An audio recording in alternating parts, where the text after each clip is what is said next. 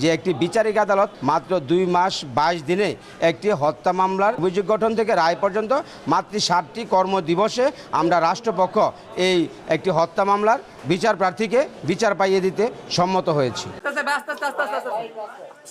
তাকে তার প্রেমিক ছুরিকাঘাতে খুন করে সারা রাত্রব্যাপী তিনি এই প্রেমিকার সাথে যিনি ডিসিস তার সাথে থেকেছিলেন এবং সহবাস করেছিলেন। সকালবেলা তাদের মধ্যে বিয়ে করা নিয়ে বাকবিতণ্ডায় এই প্রেমিক জাহাঙ্গীর আলম এই ডিসিসকে ছুরিকাঘাতে হত্যা করে।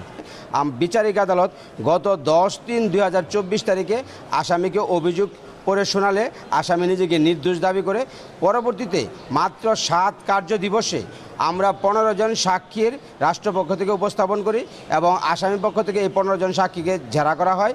মাত্র 2 মাস 22 দিনে অদ্য বিচারিক আদালত এই আসামিকে আপনার যাবজ্জীবন 302 ধারায় দোষী সাব্যস্ত ক্রমে যাবজ্জীবন সাজা এবং 20,000 টাকা অর্থদণ্ড অনাদায়ে আরও 1 বছরের সাজা প্রদান করেন।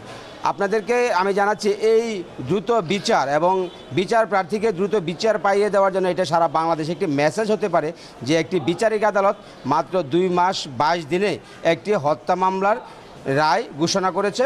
মাত্র 60টি কার্য দিবসে অভিযোগ গঠন থেকে রায় পর্যন্ত মাত্র 60টি কর্মদিবসে আমরা রাষ্ট্রপক্ষ এই একটি হত্যা মামলার বিচার প্রার্থীকে বিচার পাইয়ে দিতে সম্মত হয়েছি।